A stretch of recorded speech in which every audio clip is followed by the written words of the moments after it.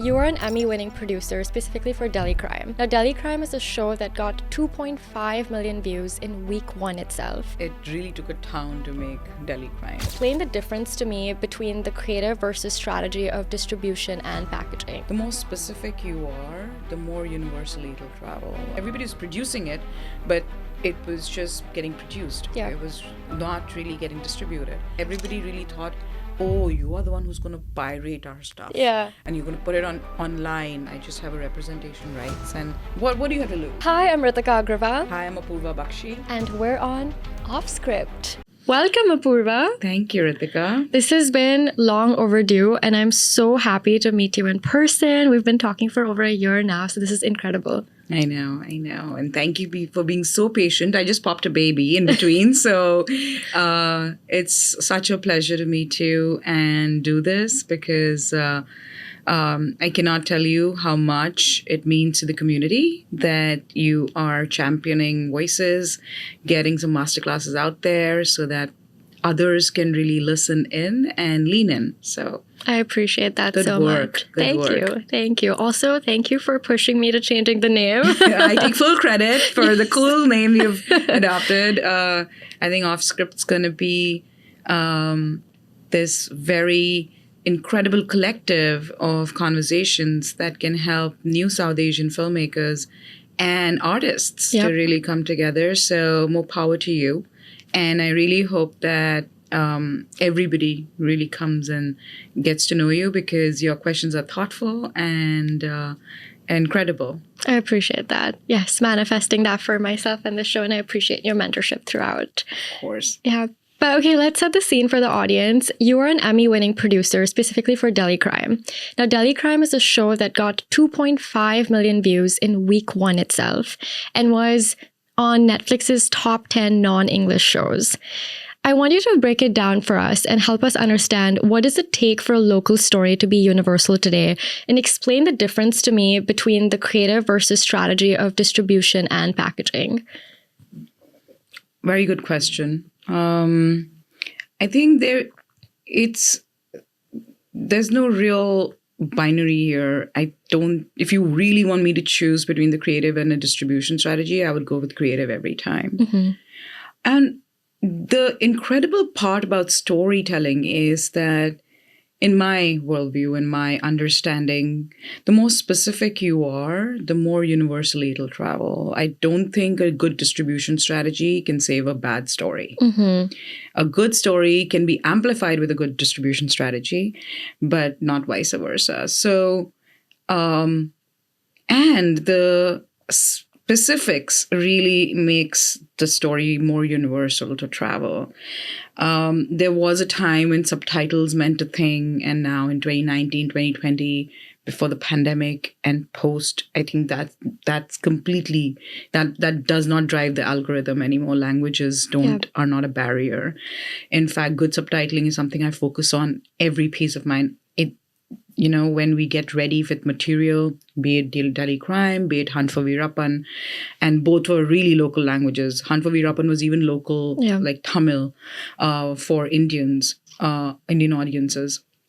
I would sit with my director till the last day of delivery on figuring out what the right subtitles are and what the right dubbing scripts were. So I had literature professors look at dub scripts. It was not done just in an agency, because that's your responsibility as a filmmaker, as a showrunner, as a director as well. I've pushed all my creators to sit down, and producing partners to sit down and really sit on subtitles, because if you can idiomatically really translate what you mean to say in the scene, then you'll go the farthest. The emotional arc of that scene will really land.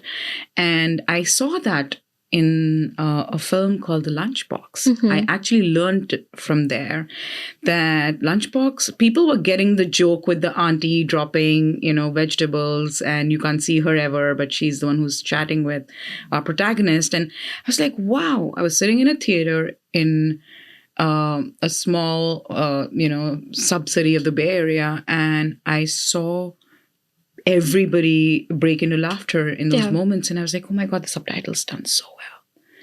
And that's from that moment onwards, everything I have produced has been subtitled by me as the last person who signs off. Oh, wow. So it's those elements that travel, the weight of the DCP's office in Delhi crime, the pain that a 16-year-old, 14-year-old Matulakshmi goes through by being the most brave companion to Veerappan.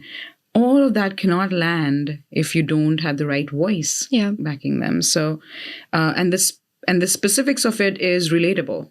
Actually, that's the reason most of the material that I really have produced becomes widely watched and critically acclaimed. And I think those two are the goals, are the key goals of anything audacious that we put out. So. Yeah.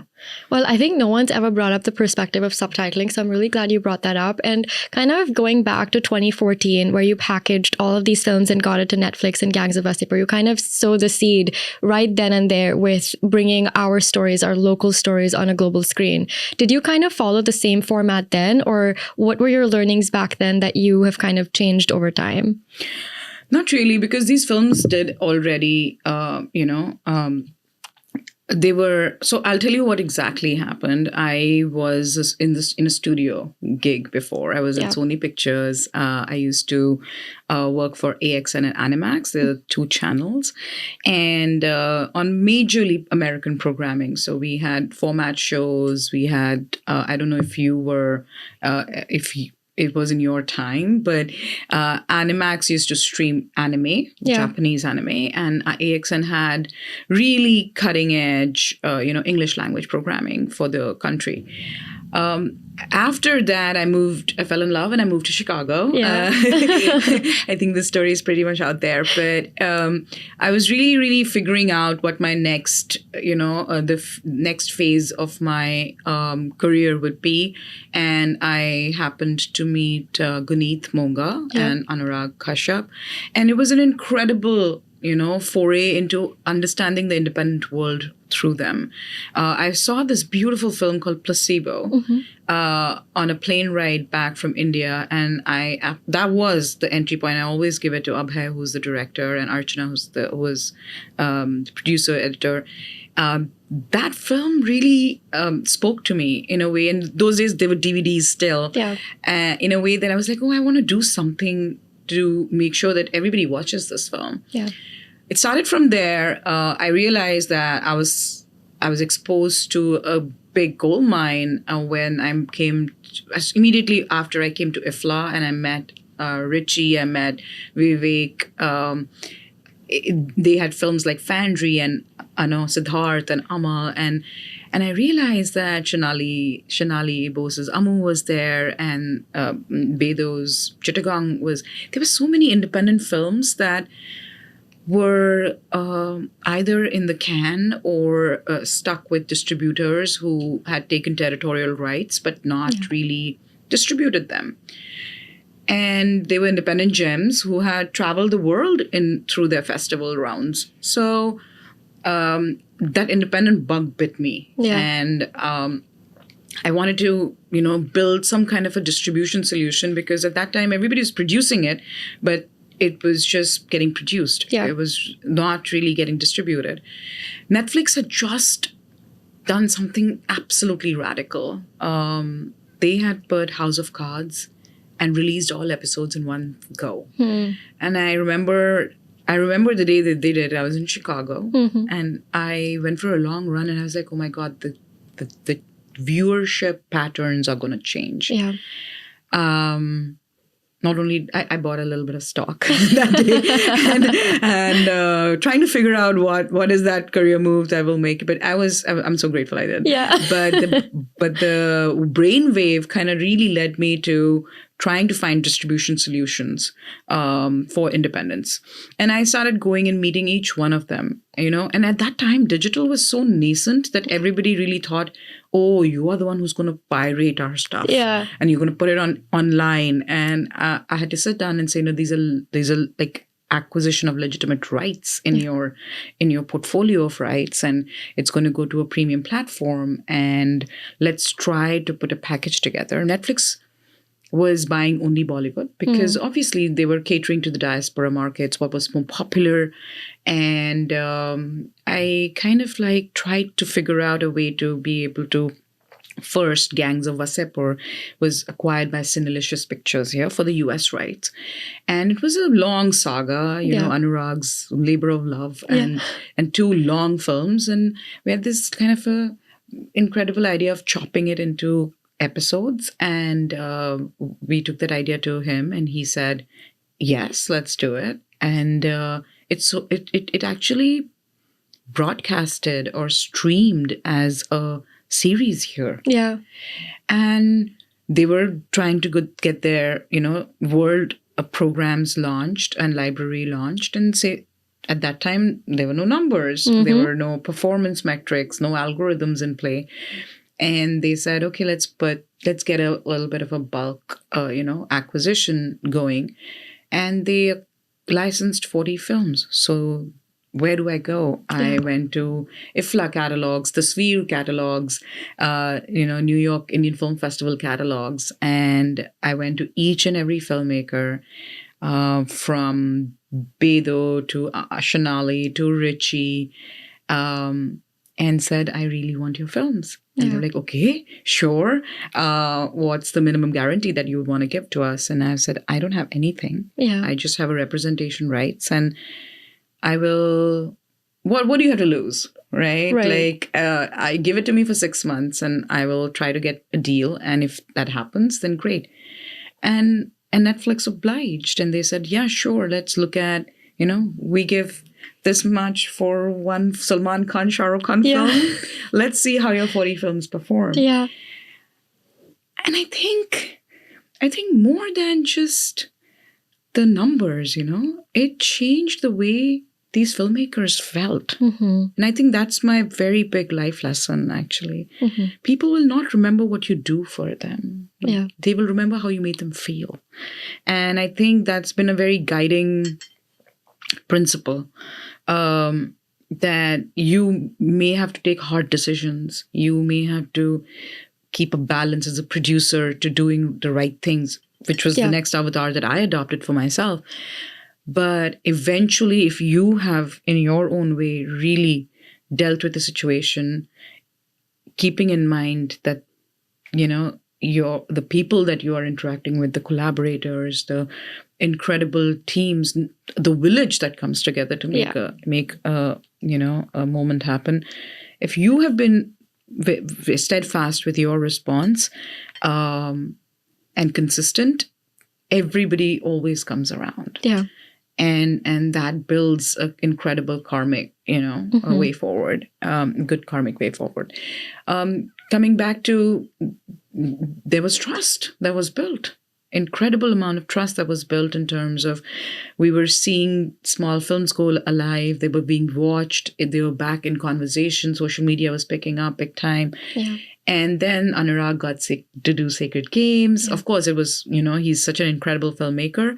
And then Richie and I were sitting, and his films actually got distributed by both Amazon and Netflix picked it up together because Amazon launched soon after, and a similar package was delivered to them. And Richie said, I have a bunch of scripts, and you have been I'm a military kid. Yeah. My dad was in the army, so I had lived in Delhi, and he said, do you want to read the scripts? And I said, sure. And then it was just, there's a long drawn process after that. But that's how Delhi Crime happened. Actually. Let's dive into that process because I don't think people really understand what it took to get Delhi Crime on our screens. And to your point, nobody understands that it actually takes a village to make a movie. So tell me, I've heard this story. I want the audience to hear this story as well. What did it take from saying yes to the film as a producer and then Richie actually saying action on set? What was that process like? Wow. Okay. It was, if it takes a village to make a film, it really took a town to make Delhi Crime. Yeah. And for very significant reasons. So Richie had incredible body of work in terms of independent cinema. He had made Amal Siddharth, an English language film. And he was based in Canada, right? He was born and brought up in Canada. And but he had very, very close ties to Delhi. He would visit the city and the country very often. Both his films, were based in Delhi. And so you could see that there is a love affair that's going on between his work, his writing. So it was very simple, actually. He had released a film called India in a Day, a documentary that Ridley Scott produced, where you would ask... I think all Indians were supposed to send their, videos, and he was supposed to construct this incredible documentary. And I had gone for the premiere of that documentary, and I used to do India travel a lot at that time. And that very day, we had got the good news of the fact that his films were, licensed by both platforms. And so I delivered that good news. And I think it was just the high and the joy of, celebrating the re-release of his old films, that he was like, you know what? I was like, what are you working on next? Yeah. And he said, I have these scripts. Would you want to read them? And I said, sure. And you know how you do with industry friends? I had no intention to be a producer. I knew I had the skill sets, but I said, sure, I'll read it. And I used to love reading whatever he would write. There was another beautiful script called Price of Tea that I really hope gets made. Yeah. We'd been through this rodeo once before that I had read a script and I'd shared my thoughts. So I said, yeah, sure. And I thought that I'll read a couple of pages in the night before sleeping, and then I'll call him and I'll say it's incredible because he's a great writer. But I couldn't stop reading. I had a very physical reaction to the scripts. I clearly remember I felt very deeply sad. I vomited. I also was like really charged up, and I felt like, you're rooting for the underdog team, and angry and hopeful in overnight, right? Yeah. I canceled all my meetings the next day, and I was like, Richie, wherever you are, I've read everything. He's like, are you kidding me? Yeah. And I said, yes, but wherever you are, let's just meet, please. And I asked him many questions. I was like, why, how was it? And they were not scripts, they were essays, like 8 long essays. And he told me about the fact that he'd been researching it for 4 years. And he had shadowed a writer's room of The Wire. And this was a film script, but then he really realized he cannot contain the story in a film format. So independent series writing happened. And he had some very incredible producer attached called Florence Sloan, who had funded that film script development of the pilot. And I said, oh my God, Hello High Water, this has to be made. Yeah. Right? And we specifically spoke about not really showing the crime. Yeah. And that was the only thing that I was really wanted to, align on. And I said, I don't know. I don't think I'm a producer, but I will make this happen. Yeah. Everybody has to make this happen. And he said, sure. So we put a beautiful Bible together. We went to a couple of platforms. And I think the darkness of the material, I think the serious responsibility that it was true crime, and definitely a percentage of he hasn't done series. I haven't done anything in terms of production. And my experience was in large format productions. Right. So who are you? I was like, I'm the one who put films on, your distribution package. And like, who are you again? You know how it's unproven track records that kind of get in the way sometimes. And fairly so. Right. I don't hold that against the execs who were taking those decisions, because we're like, it's great material, compelling. Some of them read it, some of them didn't. But I was like, relentless. I went to many platforms, many studio partners, and everybody was kind enough to sit down. Some of them were kind enough to sit down and say why it didn't make sense to them. Some of them were kind enough to give notes. Some of them were just plain, did not think it was interesting enough. And then there was an opportunity for me to meet my mentor and mentor for life, a gentleman named Jeff Sagansky, through Florence Sloan, who was the first investor. So I met Florence and Jeff Sagansky, and they were the heavyweights. They are industry veterans, and they were, I think, kind of enthused about the enthusiasm that I had. Yeah. Right? I was like, who isn't? I very clearly, we are so excited because you are so excited. Yeah. And okay, let's read the material. They read it. And Jeff was very clear. Yes, let's go and make it. So how much do you need? And so I was like, oh, I need the whole budget. Yeah. And he's like, how much are you putting in? Mm-hmm. And that's when I was like, excuse me. Okay, I will sit down and think about what I could bring. And I put my life savings in it and whatever I had earned till then, and found more collaborative partners, financiers, an incredible group of people who just bet on the written material. Yeah. And my own Indian partners, everybody just like started aligning, and then we had SK Global come in as 50% partners, an incredible studio, and that kind of put and banded us as a group of independent producers who were going ahead and producing an independently produced TV show. Yeah. Never been done, and a very high risk. And I think Richie really took that responsibility very seriously. Mm-hmm. He really knew what we were doing in order to make it happen. I went with him to meet the parents of Jyoti. Oh, and okay. So all of this came together by over a period of 8 months. Yeah. From the time I'd read the scripts to the time everybody banded together. And then we were like, okay, now let's get the permissions. And we told them our intent. They never wanted to, participate in anything that was made on their daughter's life. But I think they really did want Chaya Sharma's, who is such a badass woman. Oh my God. I think everybody should meet her, worship at her altar. She is so cool. I think they really, really did want Chaya's great work to be reflected on television and maybe handled with responsibility the way it was exactly done. And we narrated the scripts to them. And with full disclosure, everything that they should know, how we're going to be treating it. And they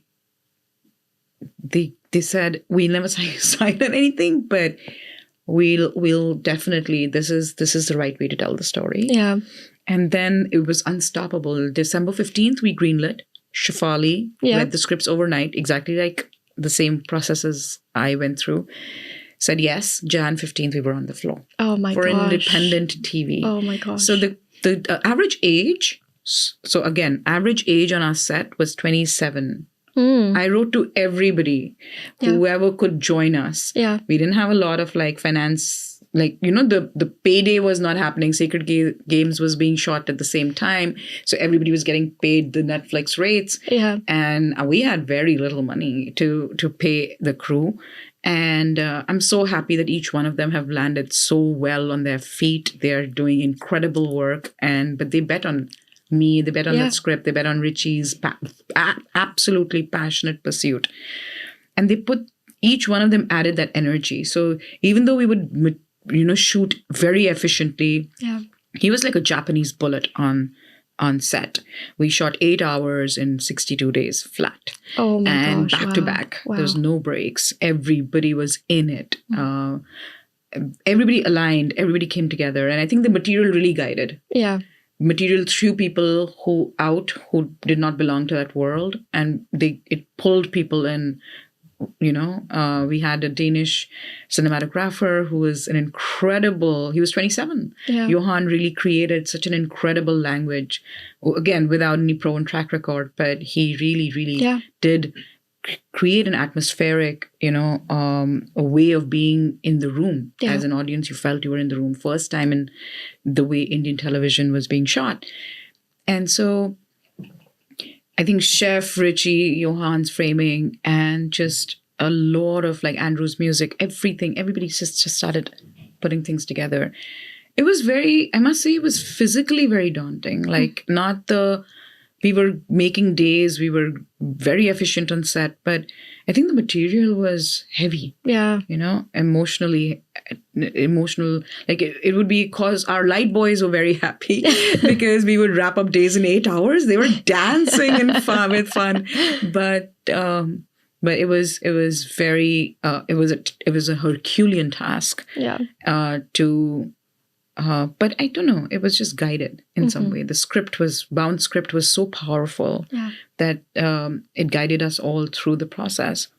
We went into an 8-month edit, which is the kind of time, 6-month edit, which is the kind of time you should spend on putting out solid 8 episodes.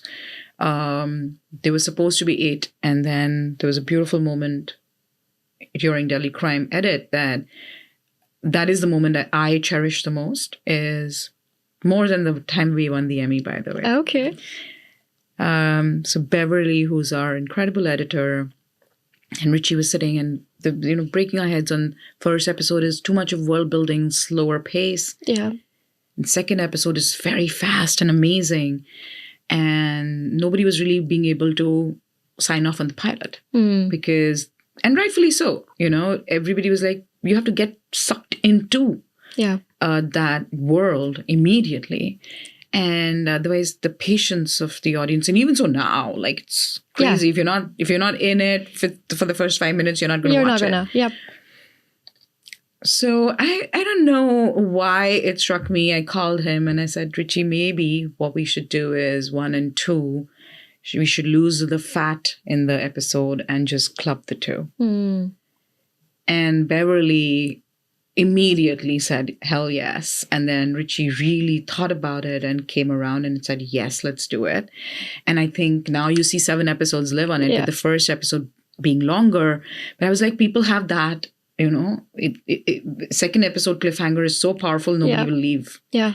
And sure enough, we got into Sundance. We had a bidding war, and Netflix came out as being the most respectful, incredible partners. A big shout out to an exec called Simran Sethi, who was respectful, who really wanted to make it, and who knew that the network had passed on it, but was always tracking the story and saying, the day it's ready, I want to watch it. And we sent her and other execs, the episodes at the same time. But she overnight watched it. She flew into Sundance with us. And she said, she was so ready that this is going to be mine. So the confidence, I think the just alignment of like great women behind it. I think Florence Sloan, Pooja Kohli, me, like we had an incredible team of female filmmakers backing it as well. And then Simran Sethi came around, Neha Kaul, who's the marketing head at Netflix. She said, we're not going to promote this heavily. We're going to keep it in certain rooms, let it organically build out, because it's such a sensitive story that anybody with even the slightest idea of profiting from a story like this should not be getting out. And I'm so grateful with the narrative that went out. Richie never wanted to make the story, actually. It's unfortunate that such circumstances happen in our country, that you're forced to tell these stories, right? And that was the ethos with which I was born into producing. Wow. The biggest talent on set was Manisha Tyagarajan, who then became my producing partner.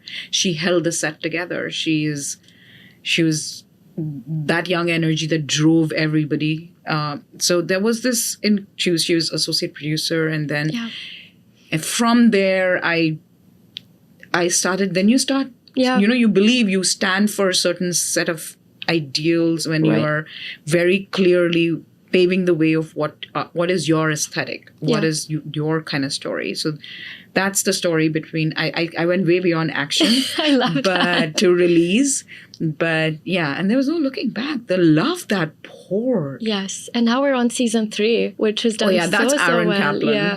He's a deal maker. He's our badass. Again, my mentor. Yeah. He closed a 3-season deal. He's like, oh, you love it so much. Yeah. You wanted 3 seasons for it, and now you see the growth of the series. Yeah. Tanaj Chopra came in as our showrunner. Incredible talent again, and he paved the way to doing 2 successful seasons after season 1. And you never know Wow. where we're headed now. Yeah. I guess this is also such a strong message for any creative or filmmaker out there. You might have solid work, but you just have to surround yourself with the tribe that will trust in you, will believe in your work, and will turn the wheels, essentially, which basically you did for Richie. And I know a bunch of other people. So kudos to the entire team for actually making this happen. That is huge. Thank you. They do deserve it. Yeah. You just have to facilitate and do your bit. Yeah. But it couldn't have happened.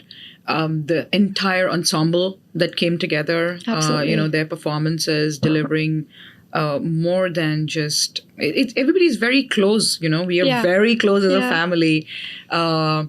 And it's just incredible to see everybody take that pivot from this show. So it was truly a blessing and truly a very incredible experience, which really did pave a path to another really beautiful experience on Hunt for Veerappan that I went through. But yeah, that's incredible. I feel like we've heard a lot of successes of independent cinema, but I want to play devil's advocate here. There was a report that was put out by the Federation of Indian Chambers of Commerce and Industry that said that the entertainment industry is hitting about $32 billion. Out of India, we had 1,900 releases, out of which 37 hit almost $1 billion or over at the box office. So let's say I'm an investor right now and you're coming to me with a story, an independent story, and my question is, Apoorva, why independent cinema when the numbers in front of me are very well telling me that commercially successful films are the way to go, not independent cinema? What would you say to this? I'm just playing devil's advocate. You gave me the numbers, right? 1,900 films are getting produced, out of which 37 are the ones that are making the, big chunk of the $1 billion. But 1,853 are still getting the rest of the revenue. Yeah. So it's really about aesthetic and taste and the power of story. I think if you only had those Bollywood films, big Bollywood blockbusters or Hollywood blockbusters to watch, then you would not have the rest, right? And trust me, I get asked this question as to what is the future of content. Yeah. And I always say, I really hope there's lesser content online, on TV, on our phones. Yeah.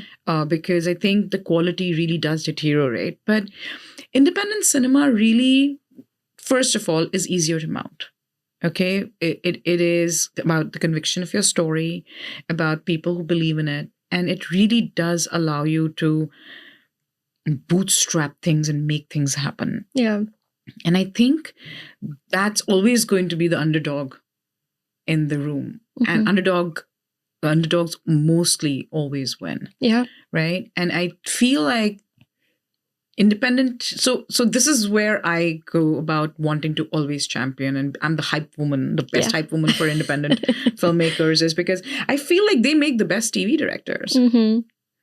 You just look at Raj and DK. Yeah. You look at Richie. Look at Suresh Triveni. Look at Anurag. Mm-hmm. Look at Vikramaditya Motwane. Mm-hmm. I'm talking specifically South Asia right now. Yeah. Oh, they make for this best series directors. They have delivered excellence on cinema, as well as, TV. And when you have such long narrative structures, it's extremely important to have the tenacity to move in story arcs, and move in subtext, and move through layered performances. We shot Delhi Crime like an independent film. Yeah. It was just an 8-hour-long film. Yeah. Right? Anurag shot 6 hours of saga on, 5.5 hours of saga on Gangs of Wasseypur like an independent film. Yeah. Which he did deliver as an independent film. But I feel like, and Anurag and Vikram actually split tracks on Sacred Games. that blows my mind. How in sync you are with each other, that you were able to weave a story in that incredible way. Yeah. Asif Kapadia is a director on Mindhunter. You know, it's really important to understand that the ethos that you learn as an independent filmmaker, the way you manage things on even very big budget, like Raj and DK are a great example of completely translating into the commercial world with their quirky cinema, is because there was no real structure that they had adhered to. Yeah. Right? And you have Sudeep Sharma. Oh my God. What an incredible creator. And so I feel like, and I have serious, deep respect for people who can really emotionally tug at you. I have deep respect for Karan, you know, for his work. I have deep respect. They do that so well that that lane deserves, the hallowed halls deserve their candidature, because they're able to create moving cinema, be it Jawan, be it Pathan, be it, you know, Rocky Rani. Yeah. Amir has his own, you know. I think they do such a fantastic job now. Aditya Dhar is really creating, you know, blowing the. I think the balls only burst in Durandar. Ranveer's done such a fantastic job, and you rejoice. You actually celebrate that escape, that important element. Sanjay Leela Bhansali, you know, creating those worlds that you want to escape to. And that's absolutely going to be always their win. Yeah.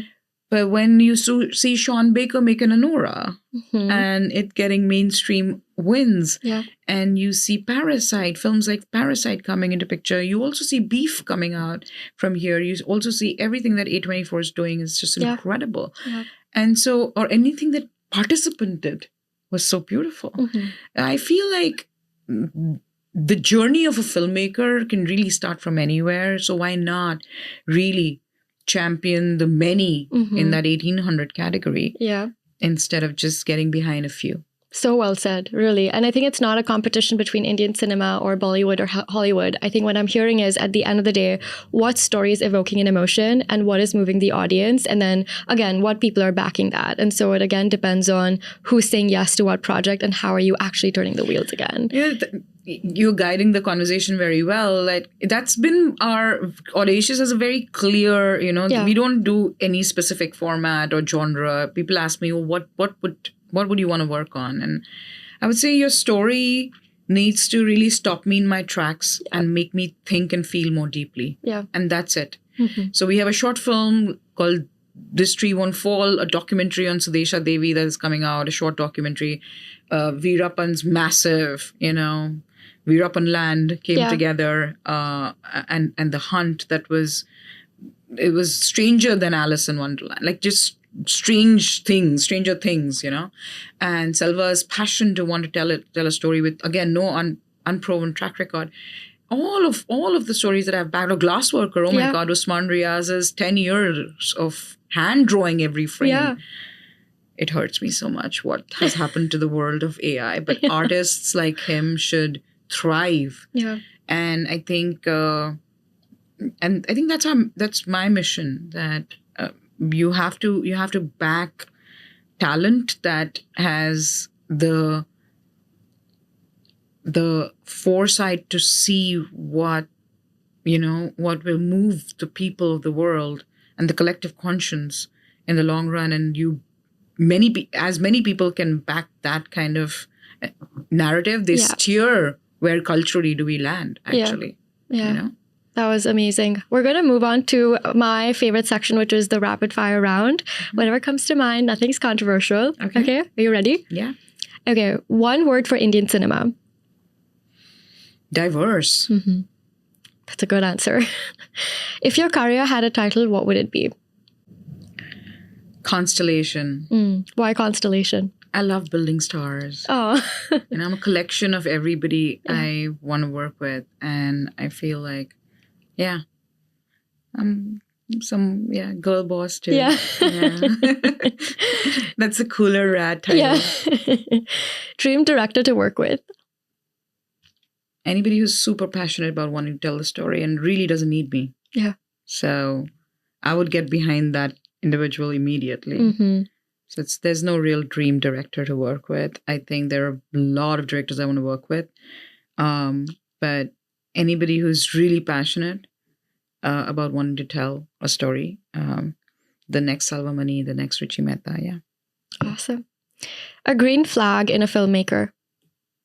Good human being. Mm-hmm. One thing people glamorize too much about the industry. That we party a lot. Oh my God, we work like rocket scientists. Yeah.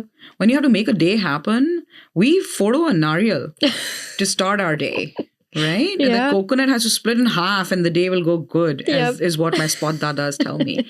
And we have to be so precise, and our workflows are precision dependent and specific. And I feel like people around the world and audience feel like it's full of glamour. No, it's real hard work. It's really a lot of hard work from actors. I think they get the worst brunt, unlike what people believe, to the crew behind the scenes.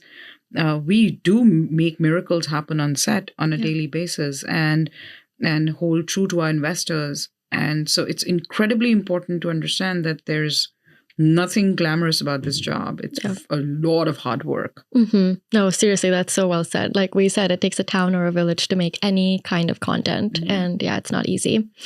Last one, advice to your younger self. That continue. The advice to my younger self would be continue to really believing in magic, because you'll see it brew, and I did. I would just say be kinder to yourself. And in a career, you have to make sure that you are an investable, you create an investable career. Yeah. People will want to believe in you because they not only receive results with whatever you put in work for, but also how you really move forward. So it's be a good human being and be kind to yourself. Should reverse it towards you. And I think I would just say keep going. Yeah. Because I think I landed up just fine. I'm very happy with where I am right now. That's awesome. And that was the wrap of our rapid fire. You did so well. Thank you, Ritika. More power to you. Yeah. Seriously, keep going. Yeah. And I really hope to see you take off script to greater heights. I appreciate that so much. But before we actually wrap the conversation, I have a few more questions for you. So you mentioned you just had another baby girl. You have 2 daughters now. And your career really asks and demands of you to shuttle between San Fran and Bombay. And you have this huge production slate, global production slate. I really want to know, how do you balance being a mom and such an incredible producer? I think there's more harmony.